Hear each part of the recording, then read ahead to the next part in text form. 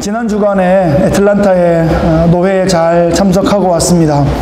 7시간 운전하는 거리가 좀 만만치 않다 이런 느낌이 좀 들었고요. 그런데 또 노회 산하의 각 시찰회 그 아래 있는 각 교회들의 모든 사역들의 사정들을 잘 듣고 노회 안에 있는 모든 부서들의 사역에 대해서도 함께 잘 나누고 또 그리고 신앙권들을 토의하고 그렇게 하는데 정말 빡빡하고 또 그러면서도 그 안에 은혜가 있는 그런 시간들을 잘 보냈습니다. 저는 개척교회 또 섬기는 목회자로서 창립 예배 후에 진행되고 있는 또 교회 또 예배와 또 사역들 또 비전들 기도 제목들에 대해서 앞에서 나누는 시간이 있었고요. 또 많은 노회 어른들께서 들어주시고 또 격려해 주시고 축복해 주시고 그렇게 해 주셨습니다.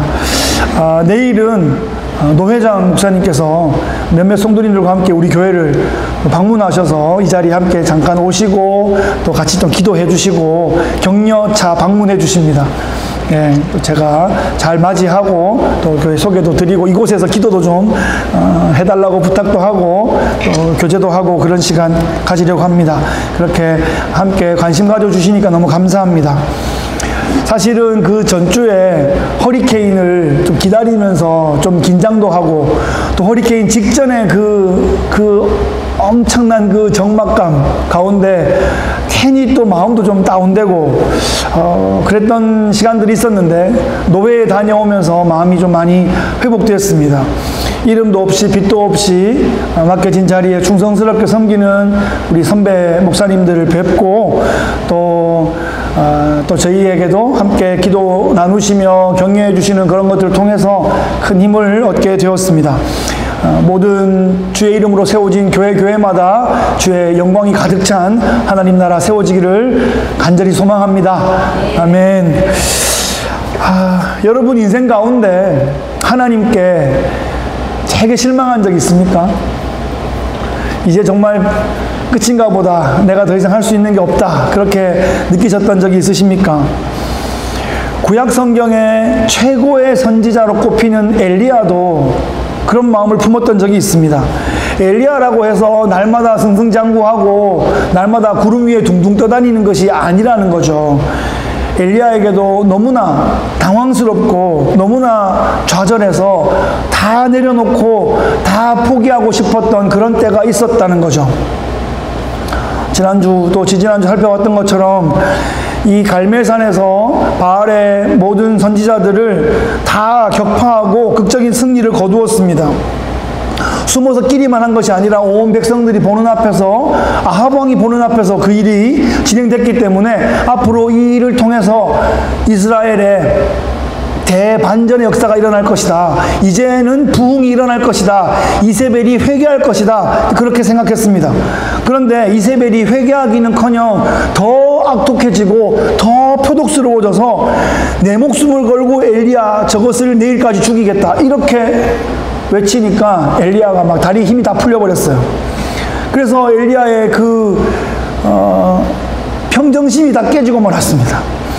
하나님이 기억나지 않아요. 이제 눈을 감아도 떠도 이 표독스러운 이세벨의 하는 그 모습만 떠오르는 거예요. 갈멜산의 그 놀라운 승리, 여러분, 그 극적인 장면, 그보다 더 극적인 장면이 어디 있겠습니까? 하루 종일 막 몸 찢어가면서 피 흘리면서 해도 아무런 응답이 없다가 주여 응답하옵소서 그러니까 불이 팍 떨어지고 물을 싹 핥아버리는. 그리고 그 450명의 선지자들, 엘리야가 450명을 죽였겠어요? 그 있는 이스라엘 백성들이 같이 한 거 아니에요. 그러니까 이스라엘 백성들의 손으로 바알 선지자들을 처단한 것이기 때문에 이게 그만큼 드디어 이날 이때를 위해서 3년 반을 주께서 가뭄 가운데 우리를 또 견디게 하셨고 이런 극적인 승리를 주시는구나. 그게 기도 응답이라고 생각하지 않겠어요? 이제는 됐다 생각하는데 되기는 뭐가 돼요? 너 죽이겠다 그러고 오니까 이게 자기 생각대로 안 돼버리는 겁니다. 더 이상 희망이 없다고 생각했죠. 이세벨이 회개해야 되는데, 아합은 꼭두각시인데 이세벨이 회개하지 않으면, 아니 오히려 더 독해지면 이제는 정말 길이 없다라고 생각하고 갈멜산의 반대편으로 남쪽 끝으로 브엘세바에서도 더 남쪽으로 바란 광야로 엘리야가 들어간 것입니다. 그 중에서도 로뎀나무, 이름은 예쁜데 광야에 빗자루 만드는 그 나무 밑으로 기어 들어가서 그 밑에 겨우겨우 이렇게 누워가지고 그냥 날 여기서 그냥 죽이십시오 그러고 항의하고 있습니다. 절망스러웠습니다. 온몸에 좌절감이 감쌌습니다. 절벽 앞에 서 있는 것 같았습니다. 나는 이제 더 이상 할 수 있는 게 없구나 라고 그렇게 신음하고 있었습니다. 고독했죠. 외로웠습니다. 만약에 거기서 그대로 엘리야가 잠들었으면 그냥 몇 년 뒤에나 발견될 것이에요. 그냥 그런 상황이에요. 그냥 이게 흙인지 몸인지 알 수 없을 정도로 그냥 그렇게 광야에서 흙이 되겠다. 그러고 누워 있는 거죠. 정신이 가물가물해지면서 아득아득해지는데 그러다가 잠들면 가는 거예요. 자기가 일어날 의지가 없이 누워서 어딘지도 모르는 나무 밑에 누워 있는데 그게 살 수 있겠어요? 그런데 하나님의 천사가 와서 흔드는 거죠. 꿈인가 생신가, 꿈인 줄 알았을지도 몰라요. 그런데 눈을 떠보니까 머리맡에 숯불에 구운 떡이 있고 물이 있어요. 일어나서 먹어라. 또 재우고 또 마사지해서 깨워가지고 먹이고 재우고 그렇게 합니다. 그렇게 먹고 자고 하면서 엘리야의 심신이 회복되었습니다. 이것을 보고 무엇을 느끼시나요? 저는 이 장면을 보고 엘리야의 목숨이 자기 것이 아니다라는 걸 느꼈습니다. 자기 스스로 놓고 싶었는데 선지자의 양심에 뭐 어떤 특별한 일을 할 수는 없고 그냥 이렇게 누워 자다가 그냥 가는 거지 뭐. 그러고 그냥 적극적으로 하지만 좀 소극적으로 그렇게 자신의 생을 그렇게 주께 드립니다. 그러고 누워 있는데 하나님이 아직 아니라는 거예요. 일어나라는 거예요. 먹으라는 거예요. 힘을 내라는 거예요. 아직 아니라는 거예요. 그러니까 뭡니까? 이세벨이 회개하는 거 네 소관이 아니라는 거예요. 네가 못해서 그런 게 아니라는 거예요. 하나님의 높으신 뜻에 달려있다는 것입니다. 그러니까 너 실망할 필요 없어. 너 낙심할 필요 없어. 너 우울할 필요 없다는 거죠. 하나님의 뜻이 있다는 거예요. 하나님의 계획이 있다는 거예요.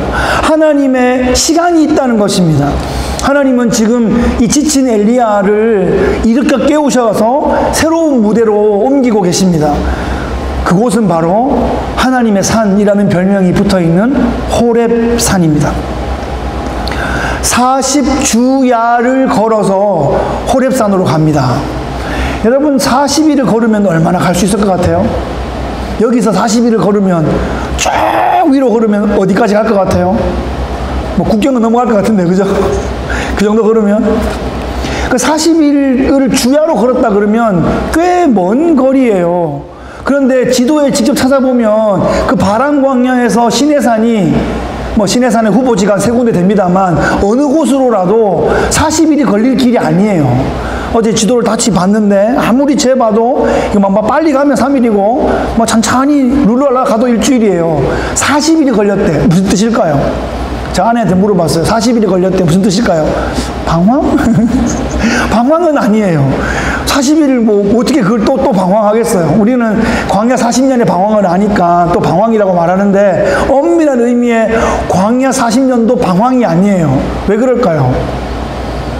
구름이 떠 있잖아요. 성막 위에 구름이 떠 있다고요. 그 구름이 떠서 움직이면 따라가고 구름이 멈추면 멈췄는데 광야에서 그게 방황이 아니죠. 하나님의 동행입니다. 어떤 의미에서는. 그죠? 그렇게 볼 때 이 40일 동안 하나님께서 엘리야와 함께 걸으신 거예요. 걷는 게 중요해요. 여러분 건강에 걷는 게 중요합니다. 신앙생활도 걷는 것입니다. 주와 같이 길 가는 것 즐거운 일 아닌가. 우리 주님 걸어가신 발자취를 담겠네. 한 걸음 한 걸음 우리 주와 함께 주님과 걷는 거예요. 아, 40일 동안 하나님이 같이 걸으셨구나. 제가 이 본문을 몇 번 봤겠어요. 그런데 이번에 볼 때 40일이 걸렸네. 40일 걸릴 길이 아닌데 4일이면 가는데 하나님께서 엘리야와 함께 걸으시면서 회복시켜 주시고자 하는 게 있었구나. 엘리야야, 네 마음은 어떠니? 또 물어보시고, 엘리야 그 말을 듣고 묵상하고 생각하고 또 하나님께 또 말씀드리고 그렇게 대화하고 그러면서 걸어갔다는 것입니다. 빨리 호렙산에 가는 게 중요한 게 아니었어요. 40일간의 동행의 시간이 필요했습니다. 그러니까 신앙생활은 어디서 뭐 팝콘 튀기듯이 벙벙벙 튀기는 그런 거 아니라는 것입니다. 된장 묵히듯이 김치 삭히듯이 그런 숙성의 과정이, 그런 시간들이 필요하다는 거죠. 하나님께서 엘리야에게 말을 거십니다. 같이 걸어가십니다. 그러면서 마음이 회복되고 관계가 회복되는 그런 시간들이 있었을 것입니다. 드디어 호렙산에 도착합니다. 여러분, 호렙산은 어떤 곳입니까?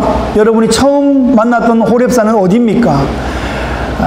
80세의 모세가 40의 그 혈기왕성한 이집트 왕자가 40년 동안 양을 치다가 이제 80까지 양을 쳤으니까 이제 왕자의 그 기운, 그때의 경험 이런 거 다 잊어버린 것 같고, 그 당시에 그 언어들, 뭐 화려한 수사학들, 기술들 다 잃어버린 것 같고, 그냥 매 하는 양소리만 40년 동안 듣고 있었던 80세의 그 노인이 광야에 그 떨기나무에서 불이 붙어 있는데 그 뻘떨기나무가 사그러지지 않고 불만 붙어 있는 그 희한한 장면을 봤단 말이죠.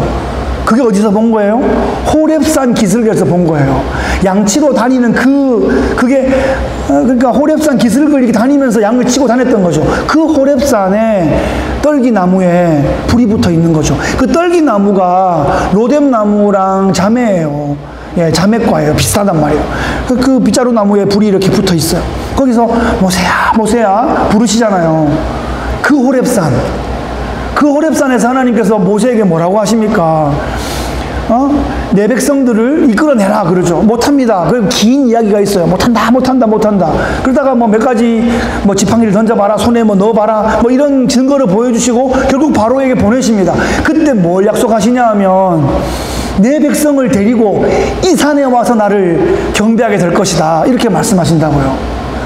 몇 달이 못 되어서 애굽에 들어가서 10가지 재앙을 통해서 출애굽한 다음에 몇 달이 되어가지고 3달 정도 걸렸죠. 그 시내산에 도착한단 말이에요. 바로 그 산이에요. 아까는 호렙산인데 지금은 왜 시내산이죠? 호렙산, 시내산 같은 거라고 말씀드렸죠. 기억나십니까? 예. 3가지 학설이 있다 그랬어요. 호렙산 이꼬르 시내산이든지, 시내산이 호렙산을 포함하고 있든지, 아니면 시내산 봉우리, 호렙산 봉우리가 큰 줄기 안에 같이 있든지, 그래서 시내산은 호렙산이다 라고 해도 무리가 없다는 것입니다. 그러니까 호렙산에서 하나님 만났는데 그 산으로 백성들을 데리고 왔던 거죠. 여러분, 구약성경에 중요한 산 2개를 떠올려보면 무슨 산이 있습니까? 그 시내산하고 시온산하고, 너무 다 시자로 시작하네요. 그 2개예요. 그래서 시내산 그러면 모세가 떠오르고, 시온산 그러면 다윗이 떠오르죠. 그래서 시내산에서는 율법을 받았고 시온산에는 성전을 지었어요. 그런데 여러분, 시내산이라고 하면 이제 엘리야도 같이 떠올려 주시길 바라요. 그 모세가 지나갔던 바로 그 산에, 모세를 부르셨던 바로 그 산에, 이스라엘 백성들을 모았던 바로 그 사명의 땅 호렙산에, 하나님이 임재하셨던 그 산에 그 지친 엘리야를 41일간 동행하시고, 이스라엘 백성은 40년인데 40일간 동행하셔서 그 산으로 부르시는 거예요. 그래서 다시 사명을 주시는 겁니다. 모세처럼. 그래서 엘리야는 모세와 닮은 면이 많아요. 언젠가 이 모세와 엘리야가 예수님과 같은 산에 서 있어요. 그 놀라운 영광 앞에 서게 되죠. 변화산. 예수님이 부활체로 변화되셔서 이 몸에서 광채가 나셔서 흰 옷감 사이로 빛이 나가지고, 그 마가복음에서 그랬나요? 그런 표현 쓰죠. 이 세상에서 빨래하는 자가 도저히 할 수 없는, 그 희다고 표현할 수 없는 그 영광, 그것은 흰 옷 사이로 빛이 나와서 그렇다고요. 찬란한 부활체, 그 예수님과 함께 예수님의 별세에 대해서 논했던 모세와 엘리야가 변화산에 섰었죠. 예. 그러니까 모세와 엘리야는 참 닮은 면이 많습니다. 하나님께서 이 엘리야를 모세처럼 그렇게 회복시켜 주시고자 하시는 겁니다. 그 호렙산에서 이 엘리야가 어디에 들어갔냐? 시내산의 한 굴에 들어갔습니다. 성경에서 어느 한 굴이라고 하지 않고 그곳 굴이라고 표현되어 있어요. 그곳 굴. 그러니까 특정한 굴이에요. 그냥 아는 굴이에요. 아, 그 굴 그러면 그 굴이라고 아는 거기란 말이죠. 우리는 뭐 지금 3000년이 지나서 무슨 굴인지 잘 모르지만 그때 그 사람들은 그 굴 그러면 아는 굴이라고요. 그러면 어떻게 알아요? 무슨 굴이길래요? 모세가 들어갔던 그 굴이라고요. 모세가 들어갔던 굴. 하나님의 영광이 지나갈 때 모세를 반석 틈에 두시고 하나님의 손으로 덮었다가 하나님의 뒷모습만 보게 하셨다는 그 반석 틈이라고 표현되어 있던 바로 그곳이 지금 엘리야가 머물고 있는 바로 그 동굴이라는 것입니다. 엘리야가 지금 그 옛날 모세가 하나님을 대면했던 바로 그 모습처럼 하나님 앞에 서 있습니다. 하나님의 말씀이 엘리야에게 임합니다. 엘리야야, 네가 어찌하여 여기 있느냐? 이것은 하나님께서 엘리야가 어디 있는지 몰라서 묻는 것이 아니죠. 에덴 동산에서 아담아, 네가 어디 있느냐? 어디 있는지 몰라서 묻는 게 아니에요. 그의 정체성을 묻는 것이고, 또 지금 엘리야에게 묻는 것은 엘리야의 생각을 지금 듣고 싶어 하시는 겁니다. 엘리야의 마음을 함께 소통하고자 하는 것입니다. 엘리야가 이렇게 대답합니다. 내가 만군의 하나님 여호와께 열심히 유별하오니 이는 이스라엘 자손이 주의 언약을 버리고 주의 제단을 헐며 칼로 주의 선지자들을 죽였음이오며 오직 나만 남았거늘 그들이 내 생명을 찾아 빼앗으려 하나이다. 지금 이 엘리야의 설명에는 답답함, 섭섭함이 지금 묻어 있습니다. 이스라엘 자손들은 언약을 버리고 제단도 헐고 선지자들도 죽이고 타락의 길로 걷고 있는데 저는 열심히 유별나서 하나님께 충성을 다했고 갈멜산에서 놀라운 승리를 거두기도 했는데 어찌하여 그 악녀 이세벨이 하나님을 경외하는 자 나를 죽이려 하니 어찌 된 일입니까? 이렇게 하나님 앞에 탄원하고 있습니다. 하나님께서 엘리야에게 응답하십니다. 너는 나가서 여호와 앞에 산에 서라 이렇게 말씀하시죠. 여호와께서 엘리야 앞을 지나가십니다. 오늘 본문에 나오죠. 처음에는 크고 강한 바람이 막 산을 가르고 바위를 부수고 그렇게 지나가는데 그 가운데서 엘리야가 하나님을 발견하지 못합니다. 그 후에 지축을 흔드는 강력한 지진이 있었는데 그 가운데서도 하나님을 발견하지 못합니다. 그 지진 후에 불이 있었어요. 그런데 그 불 가운데서도 하나님을 발견하지 못합니다. 그 불 다음에 세미한 소리가 있는데 그 세미한 소리 가운데서 엘리야가 하나님의 음성을 포착합니다. 하나님께서 다시 한번 똑같은 질문을 하십니다. 엘리야야, 네가 어찌하여 여기 있느냐? 엘리야도 똑같은 대답을 다시 한 번 더 합니다. 제가 다시 한번 하겠습니다. 내가 만군의 하나님 여호와께 열심히 유별하오니 이는 이스라엘 자손이 주의 언약을 버리고 주의 제단을 헐며 칼로 주의 선지자들을 죽였음이오며 오직 나만 남았거늘 그들이 내 생명을 찾아 빼앗으려 하나이다. 이 말 속에 엘리야는 두려운 마음이 있고 섭섭한 마음이 있고 자기만 있다는 그 외로운 마음이 있습니다. 그런데 하나님은 그런 엘리야를 꾸짖지 않으세요. 이 엘리야의 마음을 들어주십니다. 엘리야도 로뎀나무 아래서 죽으려 할 것이 아니라 하나님께 자기의 마음을 토해내야 됐습니다. 그래서 하나님께서 그 시간을, 그 기회를 엘리야에게 허락하시는 겁니다. 하나님은 한 번도 실패하지 않은 완벽한 사람을 쓰시는 것이 아닙니다. 하나님과 소통하는 사람을 쓰십니다.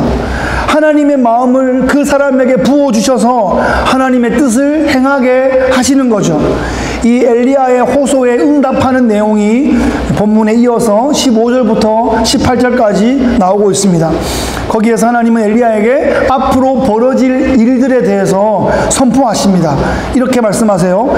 다메섹에 가서 하사엘에게 기름을 부어 아람의 왕이 되게 하고 예후에게 기름을 부어 이스라엘의 왕이 되게 하고 엘리사에게 기름을 부어 엘리야 너의 후계자로 삼아라. 이렇게 세 가지의 명령을 하십니다. 그런데 우리가 앞으로 역사를 쭉 읽어보면 이 세 명에게 기름을 부으라 그러잖아요. 그런데 엘리야는 이들을 찾아가서 기름을 붓지 않아요. 그럼 무슨 말인가요? 엘리야가 하나님 말씀에 불순종한 것인가요? 그게 아니라 기름을 부으라 이 말은 상징적인 표현이에요. 네가 가서 이렇게 기름을 부으라는 뜻이 아니고 내가 그들을 세우겠다라는 의미예요. 그래서 하사엘을 왕으로 세운다. 이 하사엘은 아람 왕이거든요. 아람 왕을 세우는 것도 하나님이 하신단 말이에요. 그 아람 왕을 세우면 그 아람 왕이 뭘 할 건데, 이 아람 왕이 북이스라엘을 공격하고 압박한단 말이죠. 그러니까 이 이방의 왕을 세우는 것도 하나님의 소관이란 말이에요. 예? 그들이 잘나서 쓰는 것이 아니라 그것을 바벨론을 남유다를 향해서 나중에 사용했던 것처럼 이 아람 왕을 북이스라엘을 혼내는 막대기로 사용하신단 말이에요. 예? 그러니까 이방의 왕들을 세우는 것도 하나님 손에 달려 있어요. 지금 전쟁이 일어나는 것도 하나님의 손에 달려 있어요. 누가 잘했다 누가 못했다의 문제가 아니에요. 지금 이걸 통해서 뭔가를 깨우치게 하시려는 거예요. 이것이 징계이든 이것이 경고이든 이것이 작은 심판이든 간에 하나님께서 이걸 통해서 하나님의 백성들을 깨우치려고 하는 거예요. 하나님의 역사는 하나님의 백성들을 향해서 하나님의 백성들을 위해서 돌아갑니다. 그러니까 이것이 이런 전쟁의 상황을 통해서 이런 팬데믹의 상황을 통해서 주의 백성들이 무엇을 배워야 하는가 그것을 깨달아야 하는 거죠. 그걸 놓치면 그냥 세상에 뉴스 가는 대로 이렇게 따라가면 그것은 헛방입니다. 예? 정말 지혜의 정신을 우리에게 달라고, 지혜와 계시의 정신을 달라고, 그래서 이것이 무슨 뜻인지 깨닫게 해달라고 하나님께 요구해야 합니다. 예, 지금 하나님께서 그 세대에게 기름을 부으셔서 앞으로 장차 일들을 맡기실 겁니다. 하나님의 때에 하나님께서 필요한 사람들을 세우셔서 하나님의 일이 펼쳐지는 것이에요. 그러니까 엘리야 너는 너무 실망할 거 없다 이 말이에요. 엘리야 네가 너무 큰 짐을 질 필요가 없다는 말입니다. 오직 나만 남았다고 생각하고 나 아니면 이 일을 할 수 있는 사람이 없다고 생각하는 거 너무 큰 짐이라는 거죠. 너무 오버하는 거라는 것이에요. 이것이 목회 상담학적으로 바로 이 지점을 가지고 엘리야 컴플렉스라고 합니다. 나 아니면 못한다, 나밖에 안 남았다라고 생각하는 너무 큰 짐을 지는 그런 마음인 거죠. 저도 과거에 한때 이 엘리야 컴플렉스가 조금 있었던 적이 있어요. 이 힘든 일, 이 애매한 일, 이 알아주지 않는 일을 묵묵하게 버틸 수 있는 사람이 또 있겠나 뭐 이런 생각을 했던 적이 있어요. 이거 나 아니면 감당하기 어려울 거다라고 생각하고 버텼던 적들이 있습니다. 그러면서 로덴나무 밑에 들어갔다가 나왔다가 막 들어갔다 나왔다 하면서 겨우겨우 버텼던 거죠. 그런데 이 본문을 자세히 보면 그 하나님의 일이잖아요. 그 내가 다 하는 게 아니에요. 하나님의 일이라고 다 내 일이 아니에요. 그죠? 하나님의 일을 하나님의 사람들에게 맡겨주시는 거지, 하나님의 일이라고, 이게 선한 일이라고, 하나님 나라 일이라고 다 자기가 지려고 하면 안 돼요. 그것도 욕심이고 그것도 컴플렉스란 말이에요.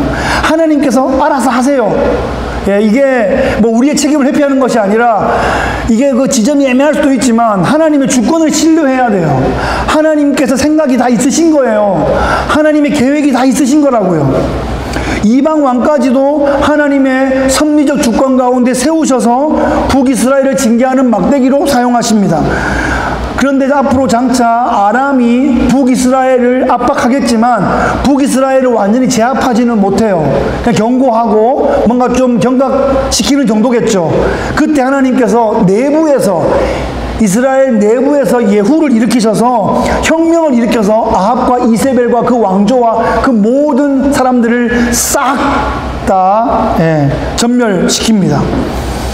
그러니까 지금 엘리야는 이세벨의 복수를 피해서 숨어있는 상황인데 이세벨에 대한 복수를 엘리야가 하는 게 아니에요. 예후를 세우셔서, 예후는 지금 엘리야보다 한참 뒤라서 엘리야는 예후를 만날 일도 없어요. 근데 그 예후가 일어나서 싹 다 정리한다는 거예요.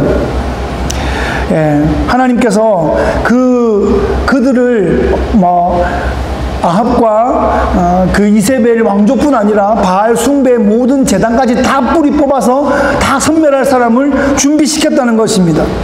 엘리야가 나 아니면 이 일을 누가 하겠습니까? 라고 생각하고 막 낙심하고 있을 때 엘리사를 준비시켜 놓았다는 것이에요. 이 엘리사는 엘리야로부터 갑절의 영감을 받아서 더블 스페이스로 하나님이 일을 할 거예요. 그 엘리사가 준비되어 있다는 거예요. 엘리사를 엘리야가 낳았습니까? 하나님께서 다 낳게 하셔서 다 어른 될 때까지 준비를 다 시켜놓고 준비시켜 놨다는 거죠.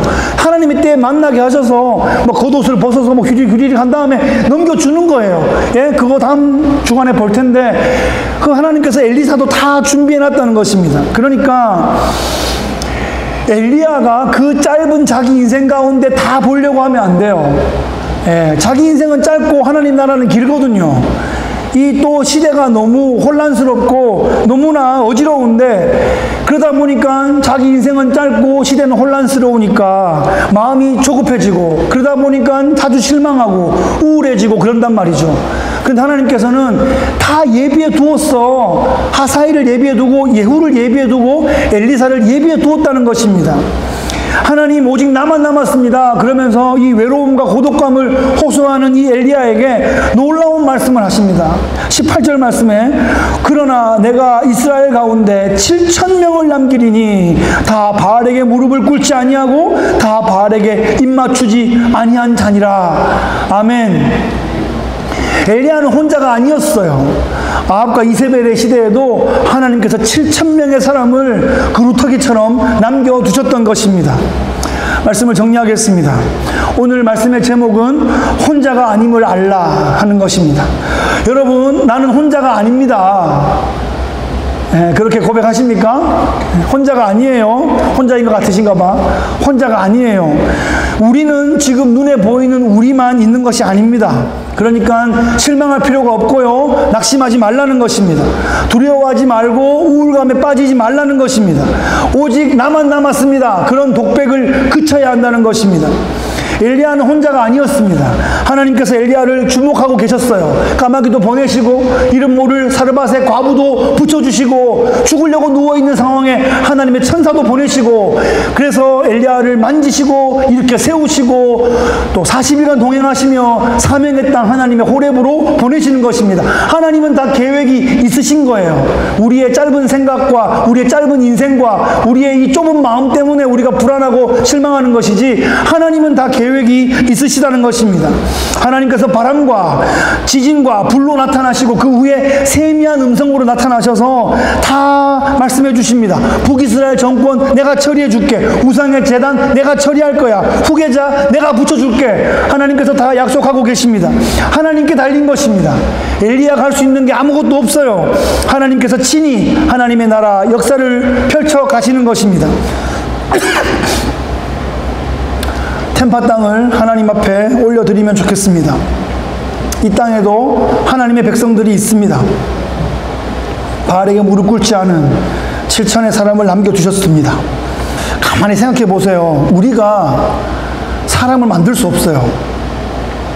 우리가 하나님의 백성을 만들 수 없다니까요. 우리가 할 수 있는 일은 하나님 백성을 찾는 일이죠. 확인하는 거예요. 확인하기 위해서는 물어봐야 돼요. 전도는 어려운 게 아니에요. 그냥 물어보는 게 전도예요. 물어보면 100% 반응할까요? 그럼 그게 뭐 전도예요. 그거는 그렇게 될 수가 없어요. 확률상. 물어보면 뭐 yes or no or wait 하겠죠. 그것이 확률이 있어요. 그냥 하나님 사람들은 반응하고 거절하는 거는 하나님의 사람이 아니거나 때가 아니기 때문이겠죠. 그 내 소관이 아닌 거예요. 우리는 물어보는 거는 우리 보고 하라고 맡겨주셨어요. 물어보라고 하시는 겁니다. 이걸 내가 만들고 내가 변화시키고 내가 뭐 거꾸로 뜨리고 뭐 이렇게 하려고 그러면 이게 엘리야 컴플렉스에 빠지는 거예요. 아무래도 안 됩니다. 그러고 절망할 수밖에 없는 거죠. 하나님의 능하신 손에 맡겨드리는 연습을 계속해야 합니다. 그러면 하나님께서 일하시기 시작합니다. 예수님을 기억해 보시오. 예. 하나님의 때에 보내심을 받아서 하나님의 때에 십자가에 오르십니다. 그때까지 하나님의 뜻대로 하나님의 복음을 하나님의 사람들에게 전합니다. 예. 예수님 복음 전할 때 100%가 다 받아들였나요? 오히려 죽이려는 사람들도 일어나고, 그죠? 또 믿는 사람들도 일어나고. 복음을 전하니까 그에 대한 반응을 믿기도 하고, 안 믿기도 하고, 공격하기도 하는 일들이 벌어지잖아요. 예수님도 그러셨다니까요. 그러니까 우리의 예수님의 제자들이 해야 할 일도 그것이에요. 물어보는 거예요. 예, 그러면 반응을 하는 것은 성령께 달려 있습니다. 예. 여러분, 혼자가 아님을 믿으십니까? 혼자가 아니에요. 성령이 있으시고요. 하나님의 사람들이 함께 합니다. 천군 천사가 호위하고 있는 거예요. 우리는 하나님과 함께 있고, 우리가 서로와 함께 있고, 가깝고 먼 거리에서 우리를 기억하고 중보하시는 분들, 믿음의 동역자들, 후원자들이 있습니다. 우리 모두 함께 이 마음과 뜻과 정성을 모아서 하나님 나라 멋지게 세워가고 이 템파 땅을 품고 중보해 나가는 귀한 믿음의 용사 되시기를 예수 그리스도의 귀하신 이름으로 축복합니다. 아멘. 참 좋으신 우리 하나님 아버지 감사합니다. 놀라운 승리를 거두었던 엘리야가 너무나 실망하고 좌절하여서 다 포기하고 싶어 하였습니다. 그를 다시 만나주시고 다시 회복시켜 주셔서 하나님의 산 호렙으로 동행하시고 그곳에서 하나님의 음성을 들려주시고 하나님의 놀라운 계획을 알게 하시고 네가 하는 것이 아니다, 내가 한다 하는 것을 보여주셨던 하나님의 역사를 우리가 기억합니다. 혼자가 아님을 알게 하여 주시고 하나님과 동행하며 우리의 믿음의 식구들과 함께 걸어가며 아버지여 하나님의 백성들과 함께 하나님 눈에만 보이는 그 한 교회를 섬겨나가는 하늘 백성들임을 기억하게 하여 주옵소서. 지치지 않게 하시고 함께 손 붙잡고 힘차게 이 광야의 길을 걸어가서 젖과 꿀이 흐르는 땅, 사명의 땅 우리가 정복하고 섬길 수 있게 역사하여 주시옵소서. 감사와 영광을 주께 올려드리며 예수 그리스도의 귀하신 이름으로 기도하옵나이다. 아멘. 아멘. And he walks with me, and he talks with me, and he tells me I am his own, and the joy we share as we tarry there,